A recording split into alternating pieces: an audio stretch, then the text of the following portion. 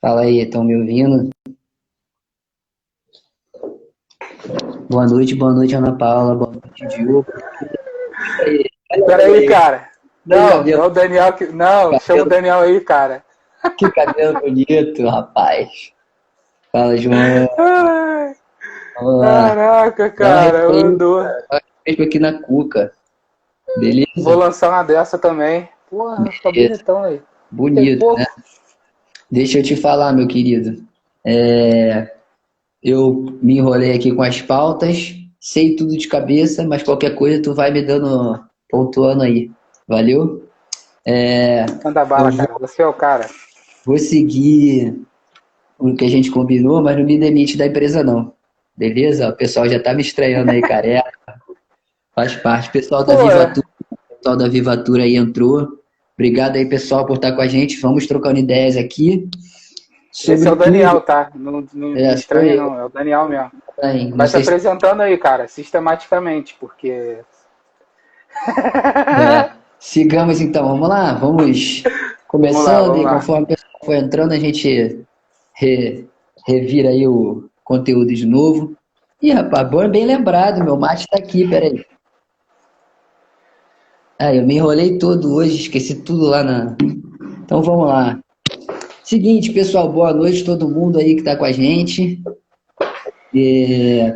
Hoje nós vamos falar sobre pensamento fora da caixa, né? Como você se libertar de certas linhas de pensamento tradicionais e maneiras de trabalhar pode influenciar positivamente e contribuir para o seu negócio, em qualquer tipo de negócio, né? Mas lógico, como o pessoal que nos acompanha e o nosso negócio no turismo e, consequentemente, esse tipo de pensamento. Boa noite aí todo mundo, Tatiana, Érica, Areta, Tati, beijo. E aí, Tati, beijo. é, Benção. vamos lá, vamos lá. Então, como esse pensamento fora da caixa, essa maneira diferenciada de pensar, que às vezes não é nem uma coisa muito revolucionária, né? É só você ampliar um pouquinho a sua linha de avaliar, analisar e enxergar as coisas, como esse tipo de pensamento e mentalidade pode influenciar positivamente no seu negócio e, consequentemente, nos negócios dentro do setor de turismo. A gente vai trazer cases para explicar esse tipo de. O tema de hoje, que nós observamos e acompanhamos dentro da feira de turismo, da primeira feira de turismo da retomada, que foi lá no Festures em Gramado, onde nós estávamos presentes na última semana, aí, de quinta-feira a domingo, né? A gente acompanhou diversas palestras interessantíssimas e a gente vai falar disso hoje aqui nesse tema. Beleza, pessoal? Vou passar a bola para o Diogo e ele já inicia o primeiro tema aí, que é muito interessante, falando de uma empresa que mudou e criou uma nova maneira, um novo produto totalmente inesperado dentro do que ela oferecia anteriormente. Segue aí, Diogão. Sim. A gente, como você bem falou, nós fomos lá em Gramado, a gente participou de todo o Festures, enfim, do meeting, no início do evento eram horas dedicadas a discussões e pensamentos, né, nessa temática que nós estamos falando hoje de pensamentos fora da caixa. E aí, para iniciarmos, né, vão ser uma infinidade de temas hoje que nós vamos falar. Foi muito enriquecedor para a gente também, né? De podermos pegar alguns insights e perceber alguma coisa, uma forma de termômetro também do nosso negócio. E aí eu acho que nada mais legal de falar no começo disso tudo sobre a palestra do pessoal da Marco Polo, que é uma empresa voltada para transporte, né? Eles fazem os ônibus. E eles desenvolveram uma série de tecnologias novas, inovadoras, ramificações da empresa e tecnologias que nós podemos ver lá, né? Estavam sendo ofertadas, né? Nós podemos testá-las dentro do Festures. Então, foi muito bacana ver uma empresa se readequando à questão dos ônibus, enfim, para transformá-los em ambientes seguros e dentro dos protocolos de segurança. e, e eles foram desenvolvendo questões para os embarques dos passageiros, e ali eles perceberam que eles conseguiriam abrir essas máquinas para outros negócios, e aí eles citaram lá a Federação Gaúcha, clubes de futebol, o próprio Festures utilizando de algumas máquinas deles. Foi muito enriquecedor esse pedaço esse começo de reunião aí que a gente viu. Basicamente o que eles fizeram, pessoal, foi o seguinte: eles tiveram que desenvolver e procurar tecnologias para segurança com relação à crise sanitária do coronavírus, para eles poderem colocar novamente os ônibus nas ruas, né? E aí eles têm um braço da empresa que é exatamente de engenharia e tecnologia, e eles desenvolveram alguns equipamentos para sanitizar os ônibus deles, para tornar a coisa clean, né? Para gerar uma segurança sanitária nos ônibus. E aí isso virou um braço novo dentro da empresa, que eles começaram a ter uma demanda de mercado nova, que a princípio eles nem esperavam, e eles começaram a oferecer esse serviço para diversas outras empresas, incluindo as que o Diogo falou, de clubes de futebol, instituições esportivas, e outros setores de toda a sociedade que necessitaram aí de serviços de sanitização e limpeza de prevenção ao coronavírus. Então, os caras eram uma empresa voltada para o turismo rodoviário e dentro da pandemia se reinventaram porque tinham tecnologia para isso, né? O próximo tema é sobre integração trade, não é, Diogo? Isso. Então, eu vou puxar é e uma passo para... iniciativa... Isso, vai, manda aí. Quer seguir aqui? Não, por favor, cara. Pode mandar bala. Então, integração trade é um tema muito legal, interessante, que durante a pandemia houve uma baixa absurda do mercado de turismo e de outros mercados também, mas turismo e cultura, como a gente sempre fala, sofreram muito mais que outros setores até. E 5 meninas, empresárias, donas de agências e operadoras de viagem, começaram a trocar ideias e tentar ajudar umas às outras dentro de cada problema que cada uma delas tinha, né? E aí isso virou um movimento muito grande e elas se organizaram, cada uma dentro de uma especialidade que elas tinham, né? Cada uma dentro de uma área que elas lidavam melhor. E elas montaram um movimento chamado Integração Trade, que hoje já conta com um número de pessoas absurdo. Se vocês olharem o Instagram delas aí, já tem mais de 3 mil pessoas, se eu não me engano, acompanhando pelo menos o movimento. E um número absurdo, não sei se chega a 3 mil, mas pessoas inscritas e se voluntariando a trocar informações dentro daquele movimento ali. Acho que o Diogo pode completar alguma coisa com relação a isso, já puxar um outro tema, mas uma coisa que a gente bate muito, né, Diogo? De interagir e não competir apenas. Isso. Nós falamos disso na última live, né? Sobre a necessidade de ter uma união do trade, questões a serem discutidas de uma maneira conjunta, né? E elas conseguiram fazer isso de uma maneira muito eficaz, né? Elas falaram uma coisa, eu lembro exatamente aquele lance das pontes, né? Que elas vieram construir pontes em lugares onde ainda não existiam, e a gente se olhou na hora, assim, porque era uma coisa muito recorrente, muito nossa, assim, recorrente. A gente sempre pensou nisso, a gente sempre falou isso, a gente sempre quis isso. Então foi muito gratificante ver aquelas meninas ali empreendendo, fazendo coisas para o trade mesmo, fomentando o trade, movimentando aquela atividade.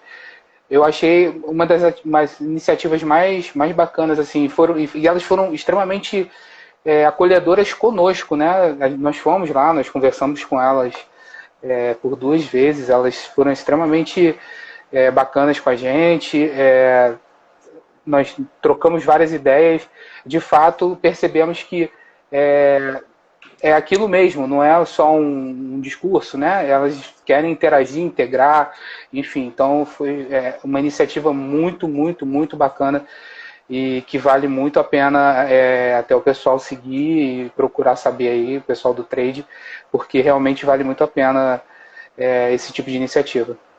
Próximo tema, fala, meu querido, você que está editando hoje. Vamos lá, cara. Hoje, então, logo depois disso, nós...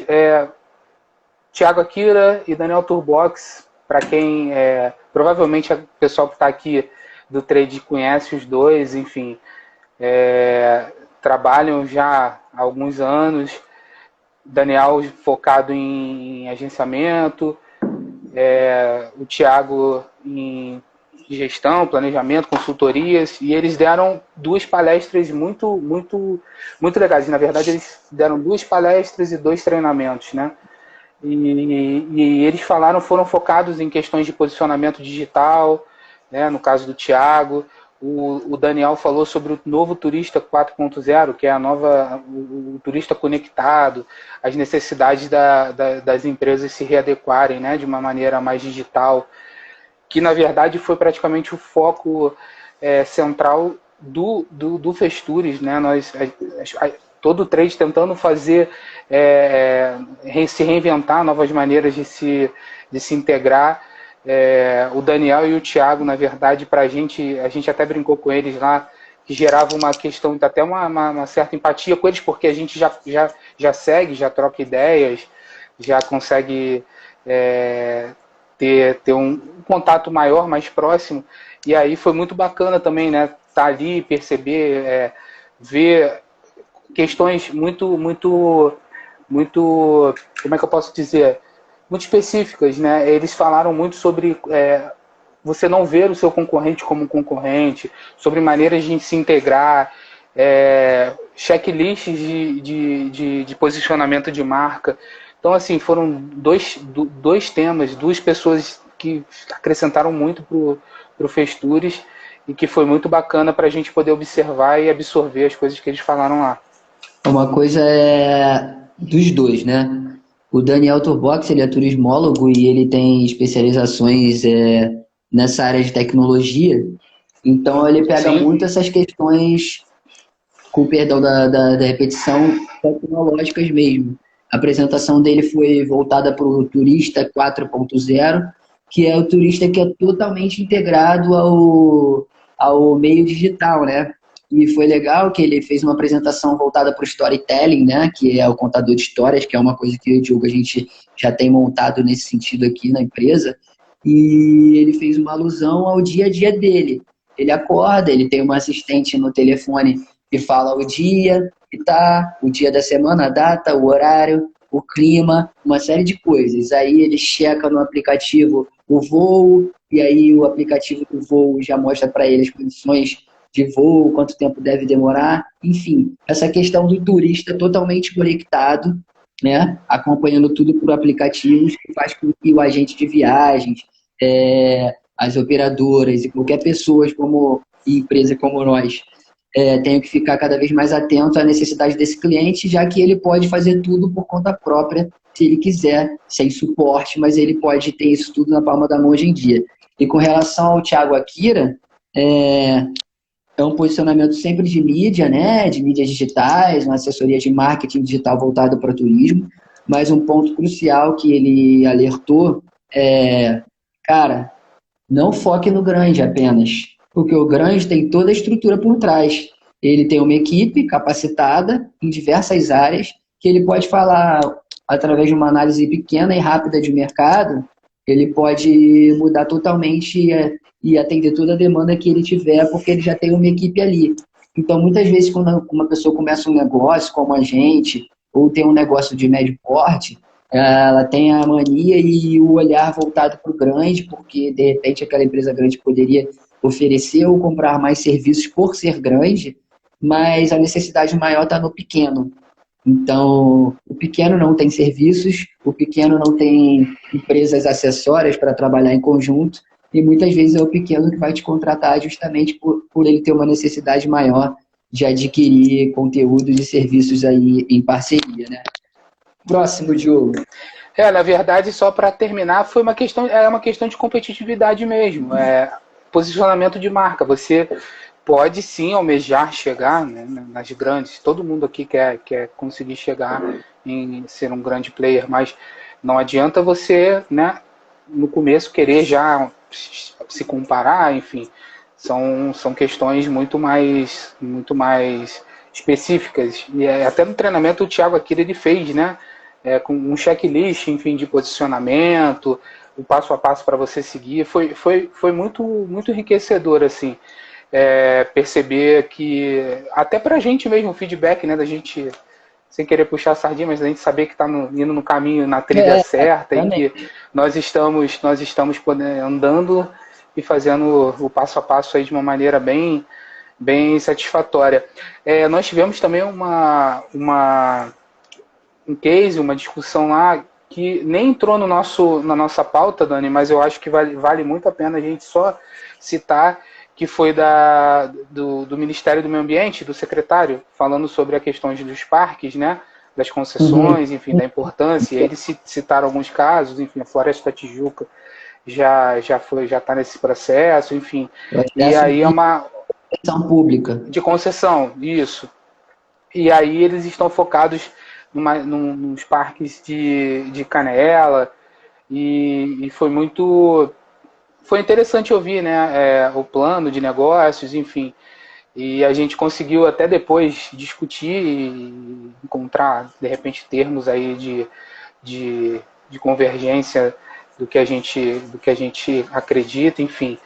Então foi bacana ver que o poder público também está tentando dar estrutura, já que às vezes não consegue atender de uma maneira mais eficaz, ele fazer essas concessões que tem mais séries de gatilhos e obrigam, né, as empresas fazerem fomentar a localidade. Então foi bacana ver essa importância, esse interesse.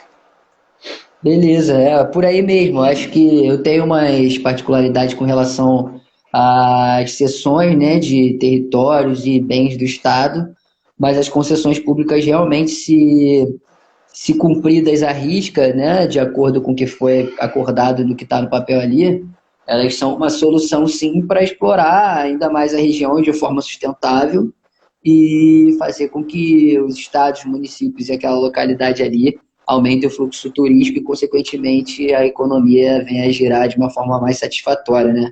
Outro tema também, não Sei. sei se está na ordem, foi a questão da exploração do turismo religioso é, levantada Que é o nicho, pelo pessoal da Trielo Tour, né? Já que eu já puxei, eu vou falar e depois eu passo para manda você. bala. O pessoal da Trielo Tour é uma empresa, a Trielo Tour é uma empresa voltada diretamente para o turismo religioso, né?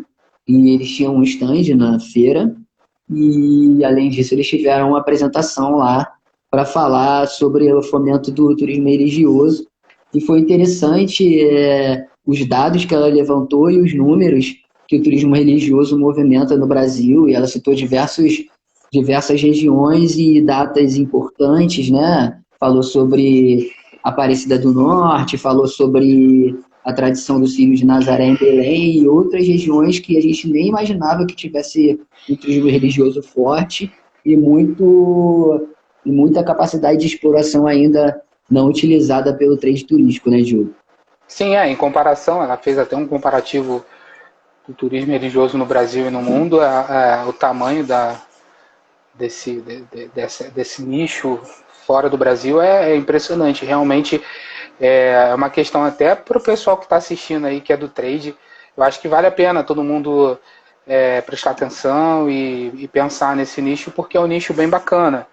É muito específico, enfim, exige um certo cuidado no tratar, né? O turista ele tem um Uma perfil pegada diferente. diferenciada, isso aí.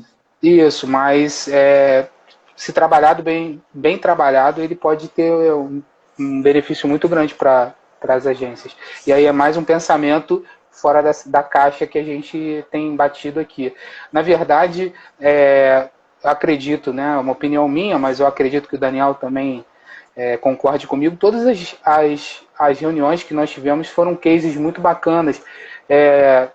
Teve o dos empreendimentos turísticos, né, dos hotéis se adaptando à questão sustentável.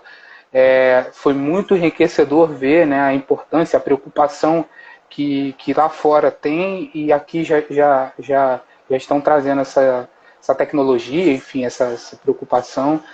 E a gente pode ficar aqui falando até amanhã sobre todos esses tipos de iniciativas. Mas aí, Dani, eu acho que vale a pena a gente entrar um pouquinho agora para a feira e falar um pouquinho de alguns estandes que nós vimos que realmente foram estandes que tinham, corroborando com esse nosso pensamento fora da caixa aí.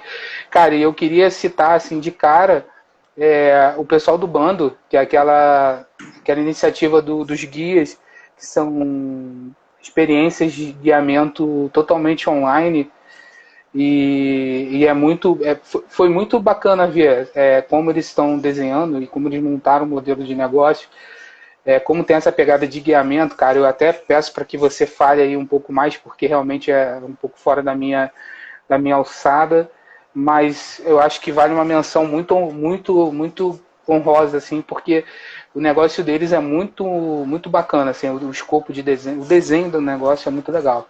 Então, só para pontuar, a Tatiana comentou aqui sobre, inclusive, os clientes estarem, esse tipo de cliente está cada vez mais exigente.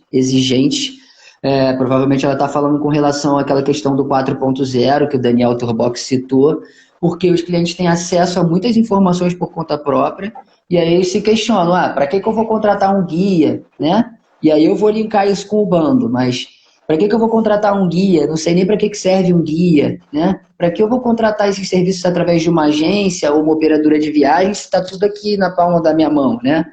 Mas muitas vezes eles deixam de aproveitar esses destinos turísticos justamente por não terem esse suporte e uma questão financeira, às vezes, ínfima, mínima, em termos de poupar grana, faz com que o aproveitamento da viagem não seja tão grande, ou caso tenha algum problema, não haja um suporte adequado. E aí, como eu citei... Não, justamente isso, desculpa, justamente isso que todos eles estavam reforçando, né? São as adequações das empresas a esse novo turismo que é mais tecnológico, ele é mais digital, enfim, e que exige uma série de cuidados que talvez há 1 ou 2 anos atrás não fosse tão importante e que de fato agora vai ser fundamental para que as empresas continuem e comecem a retomada do crescimento. Né? E ao retomar e captar novos clientes que mantenham, né? Porque na verdade é um perfil, né? Eles falaram muito do perfil do cliente. O cliente mudou, né?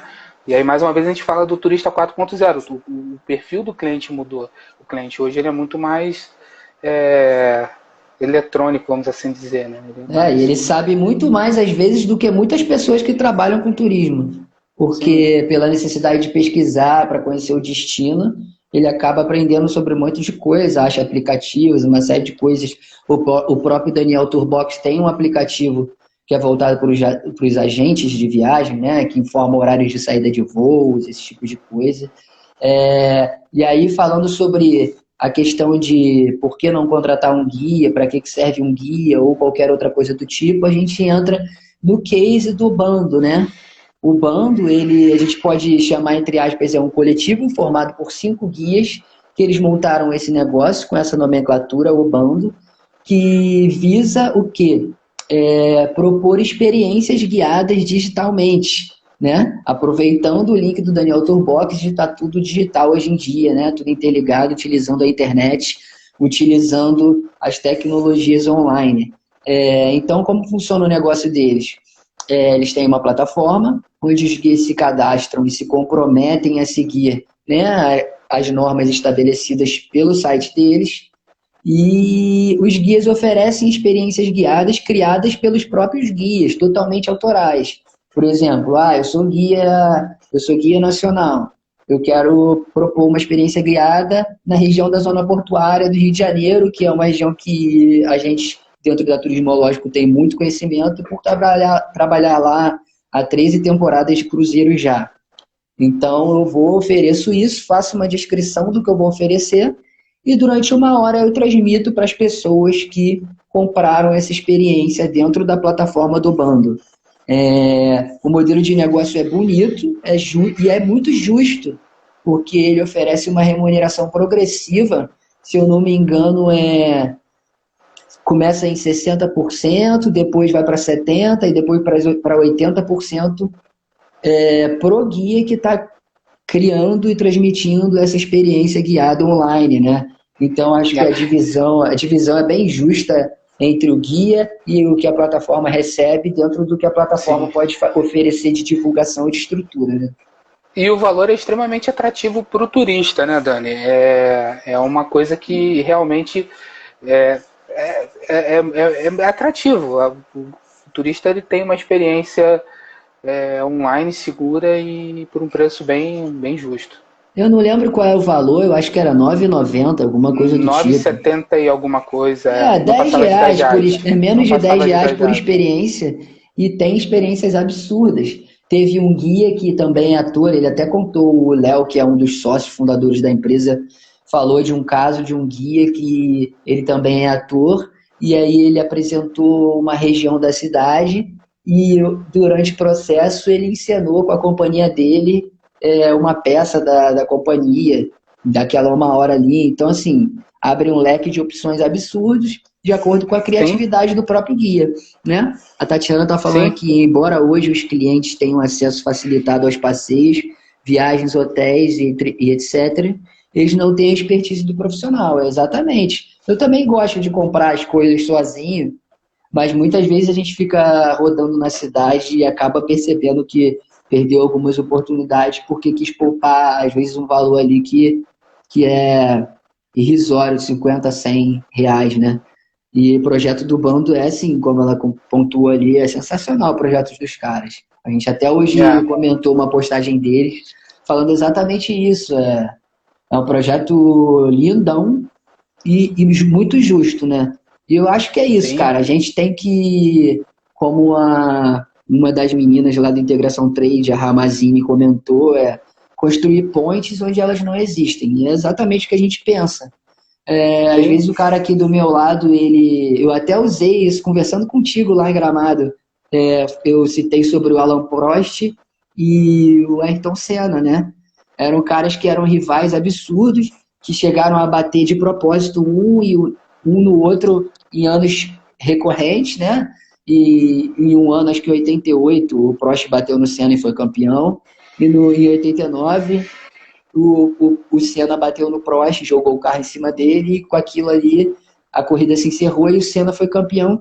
E quando o Senna faleceu, o Prost foi lá, um dos caras que o levou, né, no sepultamento, e a própria irmã do Senna, a Viviane, falou, quando questionada sobre isso, ela falou, não, eu tenho certeza que o Ayrton ia gostar disso, porque ele citava que o Prost tornou ele um piloto, um atleta muito melhor do que o que ele seria na ausência do Alan Prost na Fórmula 1. E é exatamente isso, cara. É respeitar e uma competição saudável, no caso a deles nem era tão saudável assim, né? Nas pistas. Mas uma competição saudável aqui no mercado faz com que a gente aprenda muito e evolua. Quanta coisa a gente ouviu lá nas reuniões que não serviram para a gente, como um fechamento de negócio. Muitas vezes a resposta foi até meio rígida, né? Ou negativa mesmo, claramente negativa para o que a gente apresentou. Mas aquela pessoa ou aquele negócio que conversou com a gente ali falou alguma coisa que a gente anotou na hora e falou, cara, a gente podia fazer isso. Ou, pô, isso é interessante para a gente no futuro próximo, ou a médio ou longo prazo, né? Às vezes a gente não Sim. espera ou não tem uma resposta positiva de imediato, mas qualquer coisa ali pode gerar um fruto futuro, né, cara? Na verdade, assim, eu acredito, né, que a roda precisa de todo mundo. As pessoas não podem, o meu concorrente não pode me ver como concorrente, eu não posso ver o meu concorrente como concorrente. Na verdade, todo mundo tem que se juntar. Eu acho que tem um espaço para todo mundo. O tema principal, e eu acho que o principal ponto disso tudo aqui que a gente está falando nesses minutos é uma questão de entender que o mundo se modificou, que as demandas hoje são diferentes. Hoje nós vivemos num mundo onde o turismo doméstico vai ser fundamental para a retomada, vem sendo fundamental para a retomada. Eu acho que a gente pode ver lá os destinos tentando mesmo mostrar que estão cumprindo os protocolos de segurança, que precisam e que querem retomar as atividades de uma maneira segura e sustentável. Eu acho que isso é fundamental para todo trade conseguir impulsionar, alavancar os números novamente. Só que a gente precisa ter um entendimento de algumas coisas e eu acho que esses pequenos pontos que nós falamos hoje, de se adequar, se readequar, entender os processos de, de, de pensamentos do cliente, como você pode melhorar a sua empresa, como você pode modernizar a sua empresa, e muitas vezes isso nem a gente nem está falando de questões monetárias só, entendeu? É uma questão de posicionamento mesmo, de pensamento, de adequação, até de organograma, que foi citado também em algumas reuniões. Eu acho que tudo isso tem que ser colocado no mesmo ranking e os modelos de negócio precisam fazerem retomada a partir disso. Então foi muito bacana, assim. A gente, logicamente, teríamos mais de 1 hora, 2 horas para falarmos aqui, mas acabou que a gente ia ficar dissecando uma por uma. Mas dentro do tema eu acho que a gente conseguiu explicar alguns pontos que foram fundamentais para que as pessoas e todo o trade possa refletir e se readequar para esse novo processo, esse novo rumo. Eu acho, cara, que você falou aí sobre o destino, né, interno do Brasil, com relação ao que está acontecendo lá fora, a gente vem tendo uma segunda onda do coronavírus, principalmente na Europa. Alguns países estão fechando de novo, entrando em lockdown e tal. E eu não vejo no Brasil hoje uma tendência a essa ocorrência aqui. Eu acho que pelas questões governamentais que a gente tem, a tendência é a gente culminar numa reabertura total de todas as atividades, né? E aí, por exemplo, já que você liberou tudo, que nem é a nossa linha de pensamento, mas a gente tem que entrar no ritmo de como as coisas estão se apresentando, eu acho que, assim, pelo que a gente vem acompanhando, os destinos estão tentando provar e tomando atitudes para que demonstrem estar dentro das normas básicas exigentes, né, se protegendo e tal.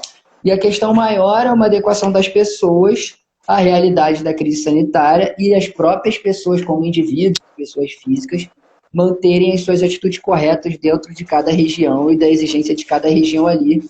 E isso passa por uma informação da localidade turística em vender exatamente a ideia, venham para cá, a gente está trabalhando com segurança, mas cumpram as nossas normas, porque isso vai manter você e a sua família e todo mundo que estiver visitando a cidade seguro e vai fazer com que a cidade se mantenha aberta. E com relação ao turismo doméstico, é isso, cara. As fronteiras lá fora, elas vão ser fechadas, porque os países têm linhas de pensamento diferentes. Então, muitos países vão fechar e abrir suas atividades. Eu creio que o Brasil vai se manter aberto e, consequentemente, o turismo interno vai se reforçar ainda mais, como já está sendo provado, como o foco do turismo no Brasil mesmo, onde a retomada vai se iniciar, como já se iniciou, e se consolidar de fato. Acho que para fechar com relação à colocação de modelos de negócios modernos, é isso, cara.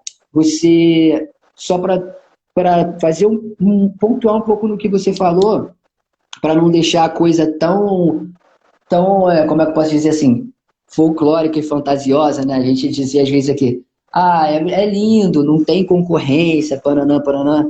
Eu vou colocar só assim na frase, não veja o seu concorrente apenas como um concorrente, né? Ele é sim seu concorrente. Por exemplo, eu posso falar isso porque as pessoas se conhecem. A Gaia Marketing está assistindo a gente aqui agora. Ela é sim concorrente da Joelma, que é do Home Office Turismo. Ela é sim concorrente do Thiago Akira, que também trabalha com marketing turístico. Eles são concorrentes, mas eles podem aprender um pouco um com o outro, interagir, criar produtos conjuntos, sejam eles físicos ou digitais. E a pegada de cada um, o jeito de falar de cada um, a característica de cada um, é que vai atrair clientes específicos para cada um.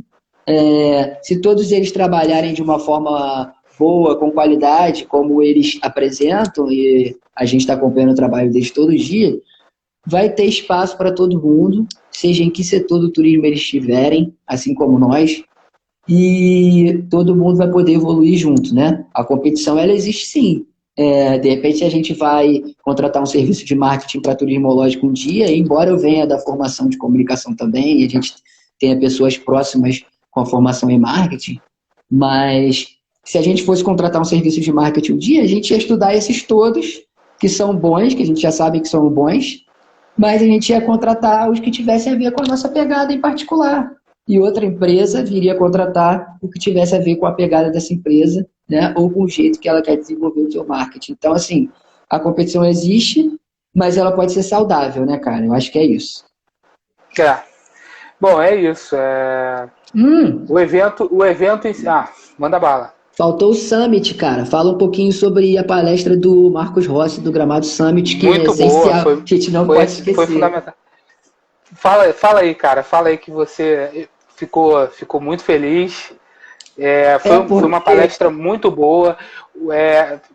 A gente foi praticamente no começo, né, Dani? Assim, a gente chegou, estava no final de uma, já começou, então assim, já foi um impulsionamento, assim, já entrou pilhadão, né? Foi uma foi palestra muito bacana. foi na sequência das melhores palestras, assim, para a minha pegada dentro do nosso negócio, entendeu? Eu sou o cara mais da comunicação e tal, dentro da empresa, então, para minha pegada, para o meu gosto, né, das coisas, essa sequência aí do Turbox, do Marcos Rossi e do Thiago Akira, foi a sequência que mais me tirou, me empolgou, né? Do Thiago Akira e do Uhum. Daniel Turbox a gente já comentou, e para fechar eu vou falar do Marcos Rossi. O Marcos Rossi, ele é o CEO da Gramado Summit, né? Ele que gere a Gramado Summit. E a Gramado Summit é uma feira de soluções e de negócios voltado para a tecnologia, né? Então tem inovações tecnológicas diversas, tem diversas atrações de como games e coisas do tipo assim, mais nessa pegada mais moderna, né? E é uma feira de business em geral. Esse ano não teve devido à pandemia, seria em março, então vai ter a próxima edição agendada para março do ano que vem. Mas o que nos empolgou, principalmente a mim, eu acho, na palestra dele, foi a maneira moderna e exatamente fora da caixa com que ele apresentou aquilo tudo. Ele conseguiu resumir em 15, 20 minutos. Ele passeou pela história do marketing, ele citou pontos fora da caixa exatamente nessa questão de uma rivalidade que venha a menosprezar o seu concorrente ao invés de tentar buscar um aprendizado com ele, mesmo que ele seja um concorrente novo, como nós aqui na Turismológico como empresa somos, né? A gente tem, meu primeiro trabalho com turismo foi em 2003. Hoje eu estava recalculando isso. Então, eu tô há 17 anos no mercado de turismo, né? Quando eu estava na escola técnica ainda, eu já estava trabalhando no Cesar Park. Então, assim, embora a gente tenha a empresa há 5 meses, né? Eu já estou há 17 anos no mercado de turismo. Você já está há 15. Então, as pessoas... O caso que ele usou para citar esse menosprezo com relação ao negócio novo foi nada mais, nada menos do que o administrador da Microsoft falando que a Apple não ia dar em nada com seu iPhone. E ele fala assim, um celular desse caro, daqui a 5 meses a gente vai ver o que acontecer. Nós somos líderes de mercado. Hoje a gente está em 2020, a gente viu o que aconteceu, né? A Microsoft nem trabalha mais com soluções de telefonia móvel e aplicativos especificamente para celular, como eles eram líderes naquele período. Então a questão é essa, olhar para o todo, para o velho e para o novo, sem menosprezo, buscando apresentar trocas e aprender com cada um deles. Para mim é exatamente isso e foi uma das coisas mais relevantes na palestra do Marcos Rossi, da Gramado Summit. Diogão, pontua aí e a gente encerra se o pessoal não tiver nenhum questionamento e nenhum comentário a fazer, além do que a Tatiana falou aqui, do concorrente te tirar da inércia, né, cara? Isso. É o que a gente vem falando. A competitividade não é ruim. A gente não está falando que tem que ser tudo a mil maravilhas. Mas todo mundo consegue crescer com isso, né? Eu acho que no final das contas o Festures foi um passo muito importante. Eu acho que nós não poderíamos escolher o melhor lugar para debutar nas feiras. Nessas feiras. O carinho mesmo das pessoas que nos procuraram em tão pouco tempo. A gente teve procura, pessoas que já estão já trabalhando no trade e há bastante tempo nos trataram com o máximo respeito, né? Foi muito enriquecedor, engrandecedor para mim, acredito que para você também. Foi bacana ver as inovações, as novas propostas, a forma como o trade está vendo essa retomada. E principalmente foi muito bom saber que nós estamos caminhando e indo nos passos corretos para conseguirmos o que a gente acredita ser um ponto bacana para as nossas vidas. Basicamente é isso, cara. Só para fechar, com relação ao mercado de cruzeiros, pessoal, ontem teve a reunião que supostamente seria para definir a trilha do turismo, né? Onde foram apresentadas algumas coisas que eu acho que o governo federal já deveria ter apresentado lá no início da pandemia. Não falou-se de cruzeiros, nada especificamente. Se vocês quiserem ver o que foi falado, é só vocês procurarem a coletiva do presidente Bolsonaro dentro da coletiva de imprensa do Ministério do Turismo. Vocês vão ver o que foi dito lá.